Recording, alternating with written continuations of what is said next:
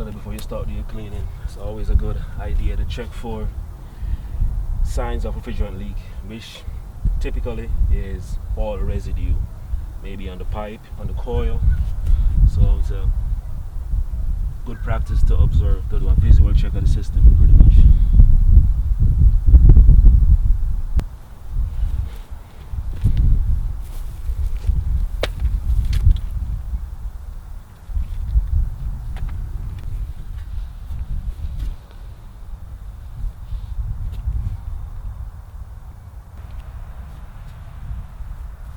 Of course, check for ant.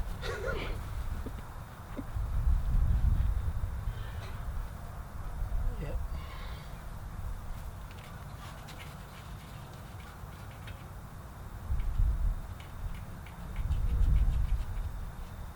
I always like to check my shraders. Sometimes if they're showing signs of leak, you will still see oil residue inside the cap sometimes, so it's a good practice to check.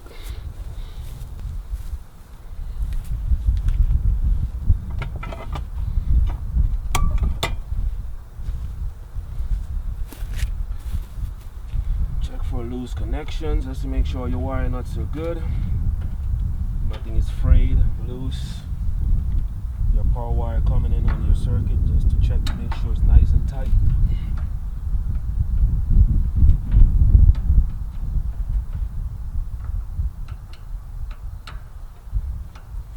Inspect your contact. Yeah, this one a little bit pitted. So I'm going to take a picture of that so I can document it.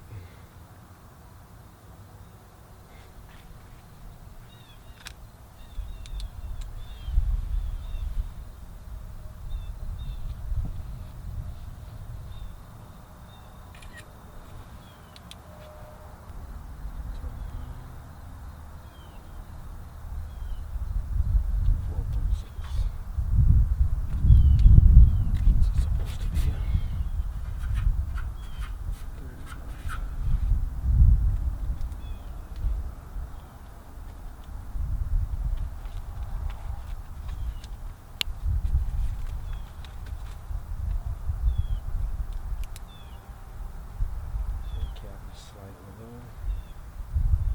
Supposed to be 35. I'm getting 29. And the fan is supposed to be 5. I'm getting 4.5.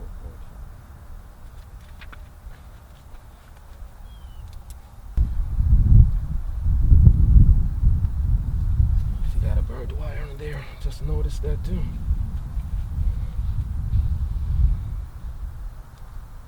Did not see that before.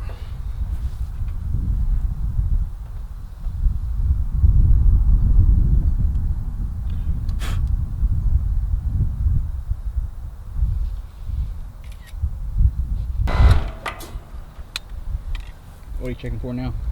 Checking for the amp draw. So what we do to determine the condition the compressor and the fan is in, we take what is called startup amp draw and a running amp draw to determine the stress load and the life expectancy of the compressor and the condenser fan itself. So there's a data plate that always comes on this. In this case, the data plate is all burnt and missing, so there's no information for us to go by. So typically when I can't find information, I have to turn to good old Google, try to find the information on this particular system. Fortunately, someone here wrote the model and serial number, so can give me a base to go by, because without this you're pretty much a bit lost as to what's the what you can use to determine the specs of the system itself. So having the model and the serial number, now I can go online and try to pull up to see what my starting amp, my running amp of my compressor and my condenser fan supposed to be, and to verify that the capacitor is the right size, because an older system that has been repaired multiple times, you'll find that a technician would be out and don't have the correct size capacitor, but just put one on it that will work to get by. So we have to verify to make sure that, okay, it was the right size capacitor to begin with. So pretty much now I got to go online now to see if I can find some information as far as the data that I need to compare my reading to. It's a 12-series system. Startup amp is supposed to be 58. I was getting 46, so it's on the higher side. Low motor is 1.5. I was getting 0.7, so that's okay. And I cover that.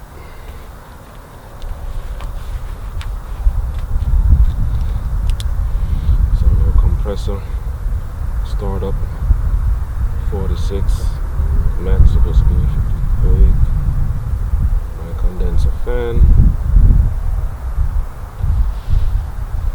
supposed to be 1.5. I was getting 0.75, so we know that was good. So typically, next thing is to pretty much just button it up and clean my condenser coil. Now on mode system, we need to remove, this is called the hail guard, so you can expose the coil itself. But typically in most carrier brand systems, it's just these rebars, which it doesn't make a big any point of removing these because you can actually get to clean the coil through these. So I typically don't remove these on a carrier unit.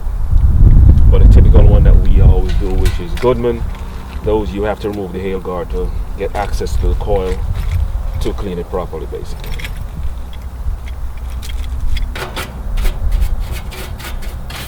Not a reason for dust in this section, but this section is supposed to stay dry. You actually can't apply any water to the electronics here, so we kind of do what is called a dry cleaning for this section. Get rid of any excess dust and dirt that may be collected inside here, basically. But honestly, the way I normally perform the cleaning on a condenser, I do it the other way around. Typically what I normally do is pretty much shut the power off, clean the condenser coil. Once I clean the condenser coil and apply my my shine on the outside to protect the paint, then I open the panel and test my component. Now in order to check for your compressor reading and your condenser fan reading, you have to turn your disconnect switch at that point on. So at that point, I have no reason to turn it back off. So that will guarantee that I will not forget to turn it on, basically. So that's normally my due process of ensuring that I don't leave it off.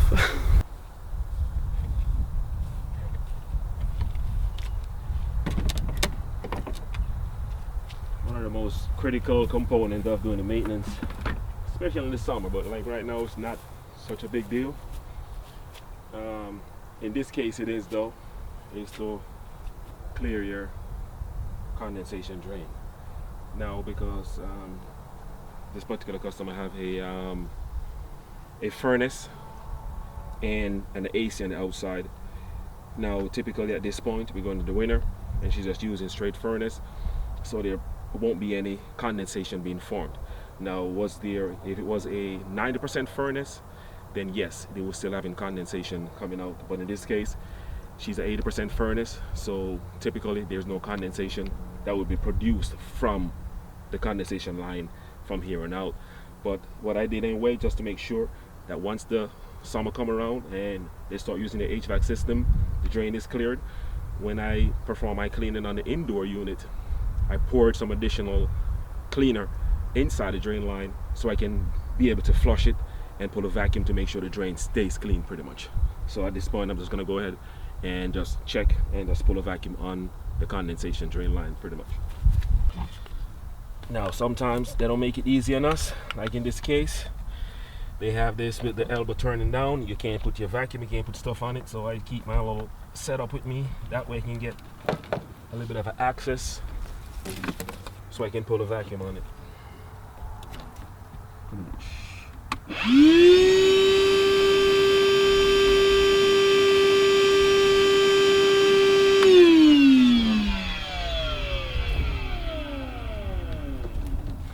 Now in the summer, if it's a case of when I check the unit on the upstairs, I had noticed that there was a lot of sludge and dirt and stuff collecting in the drain. I typically would have used what we call is a sludge sucker. So this is the device that I use, and I would hook it up to my nitrogen tank, and this create a much stronger suction to clear the drain than a vacuum pump would, pretty much. But in this case, I know I just inspect the drain line upstairs. It was pretty clear, and I know she's not using any AC right now, so there's no condensation. It was bone dry, but like I said, I just poured some in there, so that's why I'm pretty much using my vacuum at this point.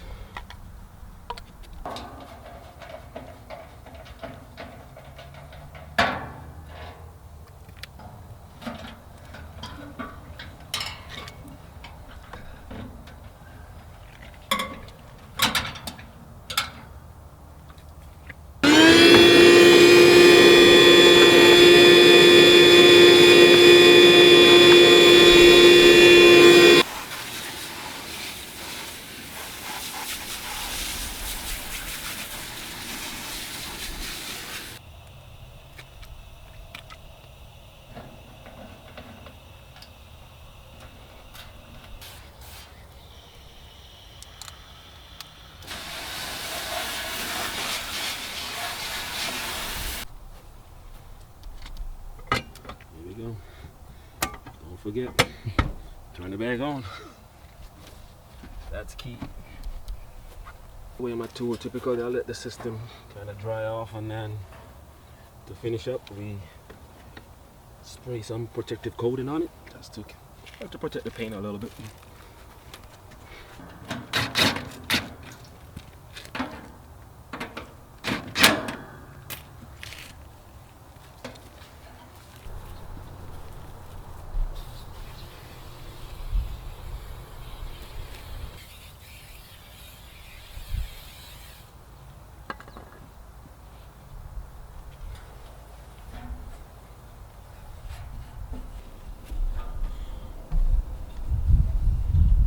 Pretty much that concluded cleaning that condenser.